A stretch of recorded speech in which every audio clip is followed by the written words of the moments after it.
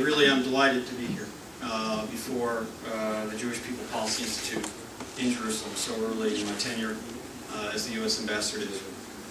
Noam, thank you, my friend, for putting this dinner together and providing me the opportunity to address such a distinguished gathering. I'm also deeply honored to have my favorite professor, and he'll always be my professor, not Mr. President, if you don't mind, from my Brandeis years, Yehuda Reinhardt, to join in the introduction. I'd also like to make sure everybody in the room has an opportunity to meet my Deputy Chief of Mission, Tom Goldberger, who has served stellarly in our embassy for over a year, and is a great partner to me. JPPI has done some of the most innovative analysis on issues of critical importance to Israel and the Jewish community in recent years. And I was honored to represent the U.S. administration at your conference in Glen Cove 2 years ago, and I'm very pleased to be able to speak to you again. And you'll hear many of the themes of your research: U.S.-Israel relations, Israel-diaspora relations, demographic trends, importance of Zionist education, reflected in my remarks tonight, each of which is a subject unto itself. Today I've been asked to speak about the triangular relationship between the United States, Israel, and the Jewish community. And as most of you know, and has already been said, I've spent a good portion of my life inhabiting this triangle, both personally and professionally. I spent many years working in senior U.S. government positions, both in the executive branch and in the legislative branches of our government. I'm a proud and active member of our Jewish community in Washington, D.C., active in our conservative synagogue and in the Jewish day school that my daughters attend, and where my wife, Julie, has worked for many years. And my profound respect and deep affection for the State of Israel and for its remarkable achievements stems from a lifetime of exposure to the extraordinary people who brought Theodore Herzl's Zionist dream to life.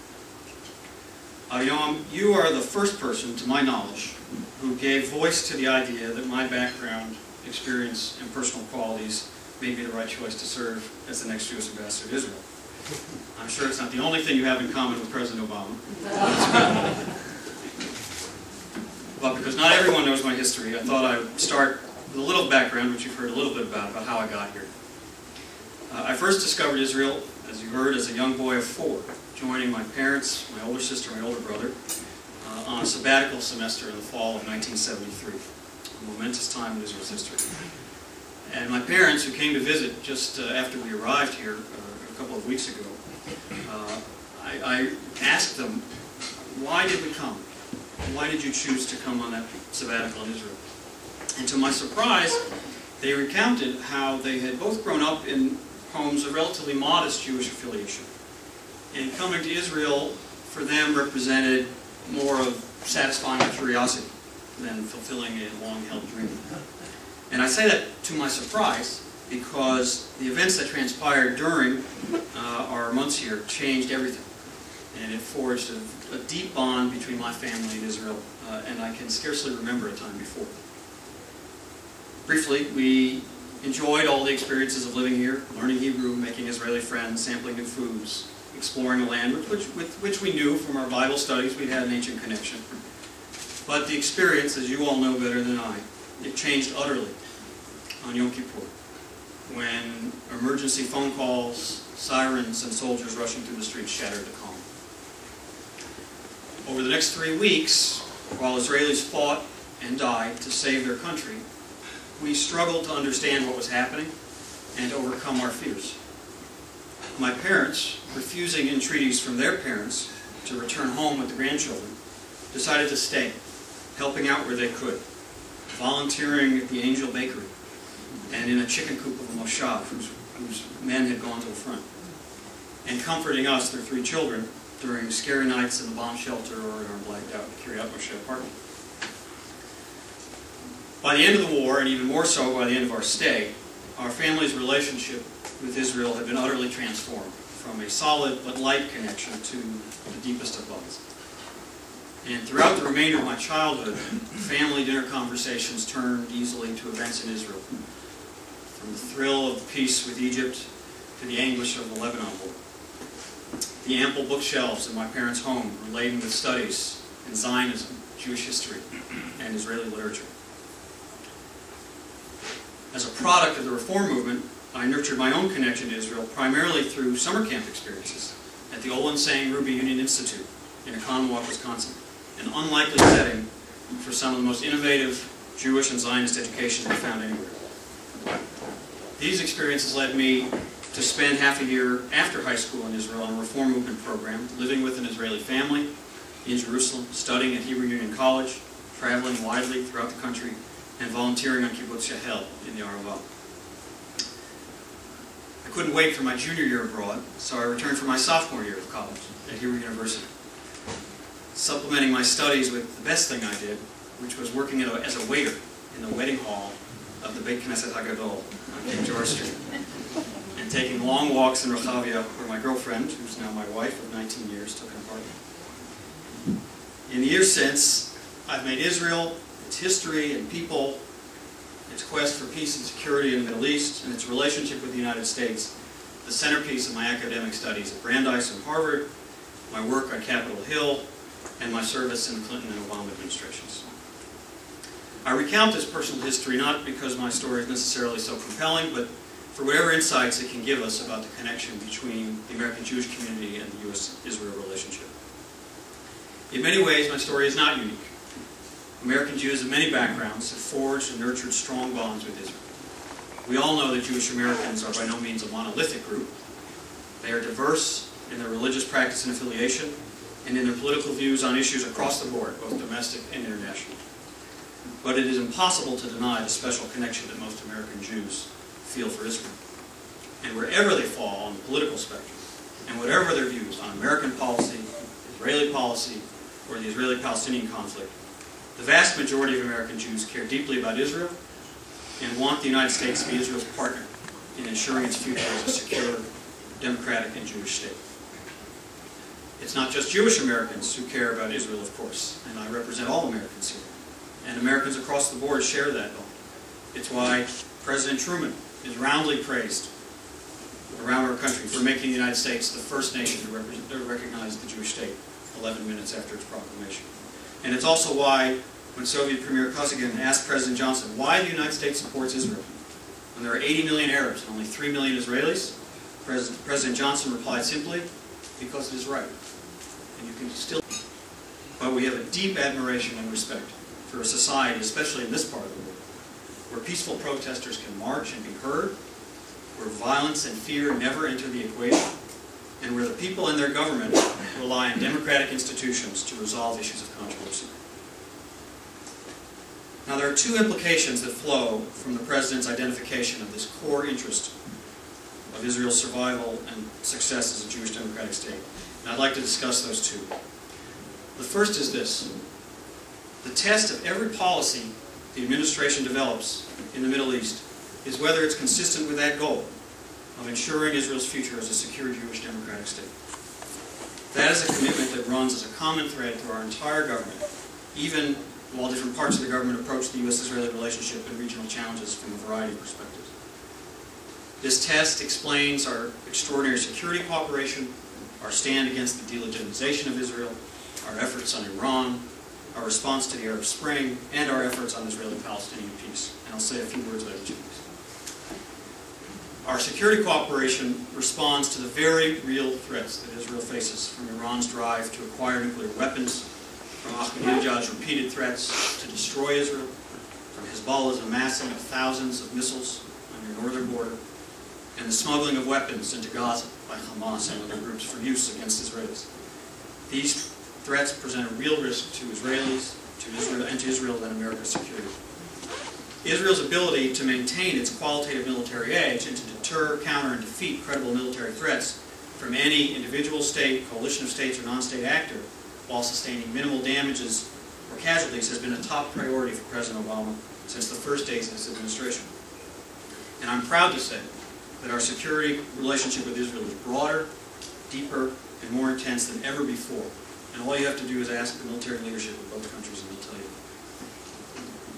Israel will receive over $3 billion in U.S. funding for training and equipment in the coming fiscal year. This assistance allows Israel to purchase the sophisticated defense equipment it needs to protect itself, by itself, including the world's most advanced fighter aircraft, the F-35 Joint Strike Fighter. Our assistance has also helped boost Israel's domestic defense industry, and thanks to Israeli ingenuity and investment, and some help from the United States, Israel is among the world's leaders in innovative military technology that helps save American lives. Israeli origin equipment deployed on Iraqi and Afghan battlefields is protecting American troops every day. This includes armor plating technology for U.S. military vehicles, unique medical solutions, sensors, surveillance equipment, unmanned aerial vehicle technology, and detection devices to seek out IEDs.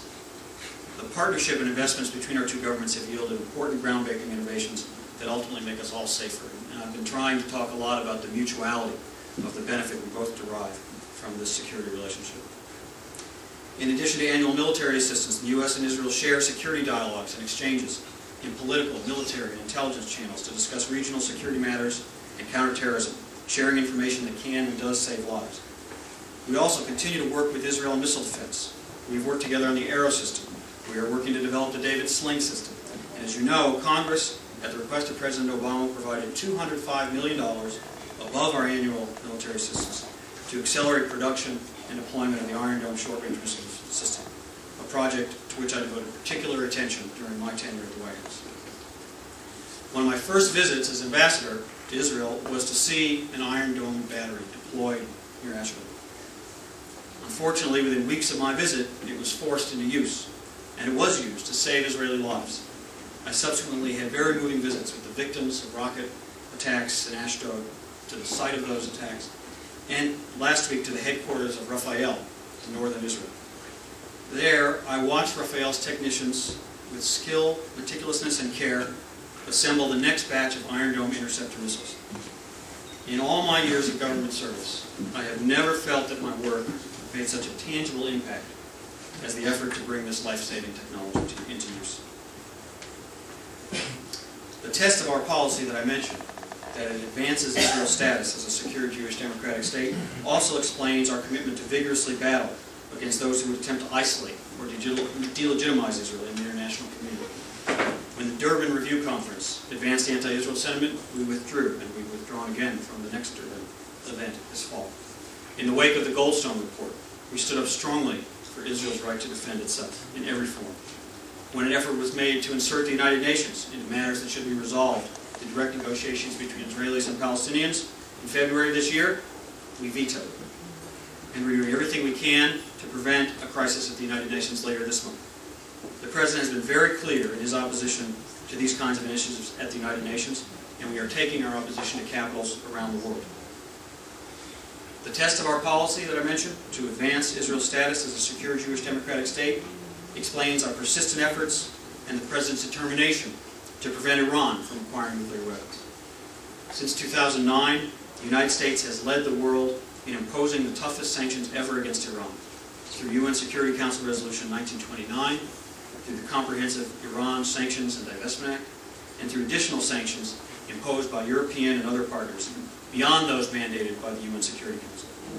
The result has been significant pressure on Iran's economy as its banking sector, energy industry, and shipping lines grow more isolated from world commerce.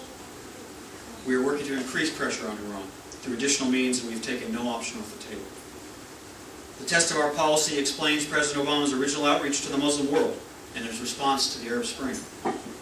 Israel's interests were not served by the deep hostility felt toward the United States and many Muslim communities. And the President made clear that all those who would accept his outstretched hand must do so knowing that the United States will remain a fierce defender of Israel's legitimacy and call on others to build their own connections with Israel. And as the unprecedented events of the Arab Spring have unfolded, we have recognized the opportunity presented by the possible emergence of more open, transparent, peaceful, and democratic governments who will make better neighbors, while also remaining vigilant about the risks these changes could present. We know the stakes for Israel are high. They couldn't be higher. And in a situation where neither of us can control the outcomes, we are working closely together to chart a common strategy that defends both our interests. Finally, successive Israeli governments, including Prime Minister Netanyahu in his speech at Bar-Ilan University, have identified two states for two peoples in an agreement that ends the conflict, meets Israel's security needs, and provides for Palestinians' legitimate aspirations for self-determination in a viable state as essential for Israel's future as a secure Jewish democratic state. We agree and remain convinced that a two-state solution is the only way to guarantee Israel's future as a Jewish and democratic state. As Secretary Clinton has said many times, the status quo is simply not sustainable, whichever way you look at it. Israel cannot remain secure, Jewish, and democratic in perpetuity without the emergence of a Palestinian state. And a Palestinian state cannot emerge without painful and politically unpopular decisions by both Israeli and Palestinian leaders. And so our commitment to and vigorous pursuit of Israeli-Palestinian peace since day one of the administration meets our test too. Have we been less successful than we would like? Absolutely. Have we made mistakes? Undoubtedly. And while no one has a monopoly on wisdom, similarly no one has a monopoly on mistakes. Regardless, our goal remains the same and as urgent as ever. At present, we need to deal with the current challenge of a possible Palestinian appeal to the United Nations, which the United States will oppose. We have been crystal clear that the core issues of the conflict can only be resolved through direct negotiations. Even as we try to dissuade the Palestinians from going through the United Nations, we are working with our quartet partners and the parties to try to preserve a path back to negotiations. We also seek to sustain the impressive progress on the ground in the West Bank, including economic gains, institution building, and the dramatically improved security environment for both Israelis and Palestinians, which the Palestinian security forces and the IDF have cooperated to produce, and of which they are justifiably proud. In pursuit of a path back to negotiations, the President articulated principles on territory and security in his May 19th speech that we believe can serve as a foundation for productive negotiations.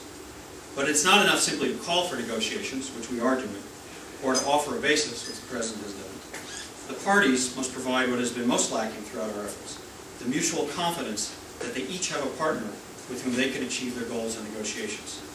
They are the only ones who can provide that.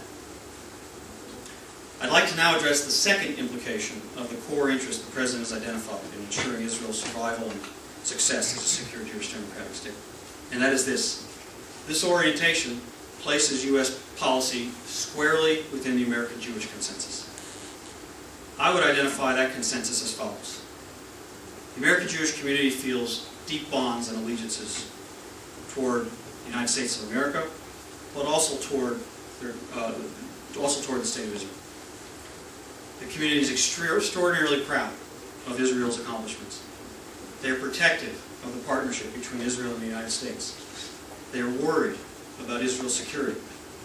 They are supportive of all reasonable efforts to achieve peace between Israel and its neighbors, including a two-state solution with the Palestinians. They are anxious about Israel's future as a Jewish democratic state. And they believe a strong United States is key to Israel's survival and success. In every case, these views are fully consistent with the policies we have pursued. So it's not surprising that despite questions that have been raised, when our policies are explained and understood, they receive strong support. No one likes public disagreements, but I believe there is no serious questioning of the intent of our policies, nor of the fundamental commitments they represent, as outlined by the policy test I described. But it must be said, while I believe the consensus in the Jewish community is as I described it, there are differences. Just as such a consensus can exist across a broad swath of Israel's body politic, while serious disagreements persist on tactics, sequencing, and emphasis, so too in the American Jewish community. It is with regret that I say that in some communities in the United States, the divide between left and right has become so bitter that they avoid discussion of Israel altogether. In such communities, we have seen some on the right equate any disagreement with Israeli policy as hostility to Israel itself, while some on the left focus exclusively on their disagreements, to the exclusion of all of Israel's magnificent qualities that draws Jews to it in the first place. This does not serve Israel's interest, nor the United States' interest in strengthening our ties. These are troubling trends, and they mirror another trend which is best reversed: the use of Israel as a partisan wedge issue. One of the great strengths of the U.S. commitment to Israel is that it has historically been a bipartisan one, and as JPPI and others have noted, it is to Israel's benefit to remain so. And here I want to return to my own experience as an involved, committed American Jew. who has chosen to devote myself professionally to serving my country and strengthening its connection with the State of Israel. I'm not unique. Julie and I now affiliate with a conservative synagogue and send our children to a community Jewish day school where Julie taught for years. And the percentage of our friends within our circle who, like us, have chosen to address issues of concern to the Jewish community, including Israel, prominently in their professional lives, never ceases to amaze me. But it may be deceptive. Much research has shown that growing numbers of younger American Jews feel disconnected, or at best ambivalent, toward Israel. That's concerning. Valuable programs like Birthright have exposed many to this connection, but many more have not been reached. And as JPPI and others have observed, a stronger commitment to Zionist education for American Jewish youth could do much to strengthen bonds that we want to be even stronger in the next generation, but may not be if left untended. There may be a parallel trend on the Israeli side of the equation. There are populations in Israel who are growing in numbers and influence who the United States, I can say as the American ambassador, does not know well, and who don't know us so well, perhaps. And while there are tremendous economic, social, and cultural ties between our countries, there are many Israelis who don't experience them. One of the most fruitful opportunities for deepening ties between our peoples may indeed be in the economic sphere, where the relationship is growing rapidly, but where huge potential growth still exists. It's also a sphere in which Israelis and Americans, whether Jewish or not, can engage without every interaction being laden with political implications. There are approximately a dozen American-Israel chambers of commerce throughout the United States, run and organized by Americans who care deeply about the U.S.-Israel relationship and strive to facilitate U.S.-Israel business connections. I've recently also had the pleasure to meet with the leadership of the Israeli-American Chamber of Commerce in Israel. In 2010 alone, the U.S. imported $21 billion of Israeli goods and services. That's 10% of Israel's GDP. American companies and their representatives here directly employ about 60,000 Israelis. That's fully 2% of Israel's entire workforce. This figure does not include the many thousands more that are supported by American companies here as subcontractors, downstream businesses. American companies have opened 2/3 of all foreign R&D facilities in Israel and brought in nearly 60% of all foreign direct investment. In 2011, American companies have acquired 10 Israeli startups to the tune of $1.5 billion, not just for their products, but to establish leading international R&D centers, tapping into the greatest asset of Israel's people, their brain power. Just as other diaspora communities are often in the lead in promoting economic ties with their countries of origin, many of these projects began because of Jewish American champions of corporate interaction with Israel. One of my goals as ambassador will be to create as many opportunities as possible in the security field, in the economic field, in the social and cultural and academic field, for interchange between Israelis and Americans of all walks of life, and to reach out to Israelis who have not been closely connected to the United States. I will be traveling throughout the country, including to places that are not used to receiving an American ambassador, to listen to Israelis' views and to share the U.S. perspective. I'm communicating with Israelis via Facebook and Twitter, and I'll be a regular in several local falafel stands. I am the third Jewish American to hold this position. The previous two were excellent ambassadors, and we have had outstanding non-Jewish ambassadors as well. I will, of course, carry on their tradition of deep involvement in the diplomatic issues of the day, of facilitating close communication between our governments, of being a partner to the Prime Minister of Israel on behalf of the President of the United States. But at this particular moment in history, it may be that the public diplomacy responsibilities, the engagement with the Israeli people, and the forging of connections between Americans and Israelis is even more important. And it may be that as a committed Jewish American, with deep roots in the American Jewish community and warm bonds of affection with Israel, I will have an opportunity to draw on those associations to help make the U.S.-Israel relationship, strong as it is, even stronger in the years ahead. Thank you.